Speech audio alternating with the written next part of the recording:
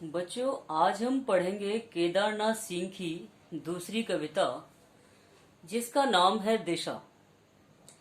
दिशा एक छोटी सी कविता है। यह कविता बाल मनोविज्ञान से संबंधित है। इस कविता के माध्यम से कवि ने यह बताया है कि हर व्यक्ति का अपना यथार्थ होता है और बच्चे यथार्थ को अपने ढंग से देखते हैं। कविता देखिए। हिमालय किधर है? कवि कहता है कि मैंने एक बच्चे से प्रश्न पूछा जो स्कूल के बाहर खड़ा होकर के पतंग उड़ा रहा था। हिमालय किधर है? मैंने उस बच्चे से पूछा जो स्कूल के बाहर पतंग उड़ा रहा था। कभी स्कूल के बाहर पतंग उड़ाते हुए एक बच्चे से पूछता है कि बताओ बेटा, हिमालय किस दिशा में है?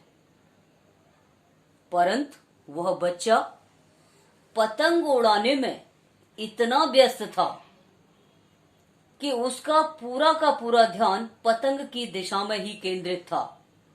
इसलिए बच्चे ने उधर उधर उसने कहा जिधर उसकी पतंग भागी जा रही थी।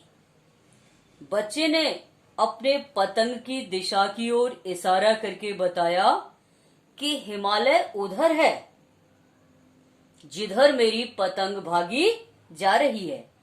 अर्थात बच्चा इशारा करके बताता है कि हिमालय पतंग की दिशा में है। तो कवि कहता है कि यदि मैंने उससे कोई और भी प्रश्न किया होता तब भी बच्चे का जवाब यही आता, क्योंकि उसे तो हर चीज पतंग की दिशा में ही प्रतीत हो रही है। अब यहां कवि कहता है कि मैं स्वीकार करूं, मैंने पहली बार जाना हिमालय किधर है। कवि कहता है कि मैंने पहली बार जाना कि हिमालय किधर है। अर्थात कवि को यह ज्ञान हुआ कि प्रत्येक व्यक्ति का अपना अपना यथार्थ होता है और जो छोटे बच्चे होते हैं वह इस दुनिया को अपने ढंग से देखते और अनुभव करते हैं। उनका सरोकार अपनी दुनिया से होता है। कवि को बच्चे का यह बाल सुलभ जवाब मन मोह लेता है और यहाँ कवि ने बताया है कि हम बच्चों से भी कुछ सीख सकते हैं। अब अगर इस कविता में हम विशेष चीजें देखें तो दिशा लघु कविता है। नंबर 2 बाल मनोविज्ञान पर आधारित है।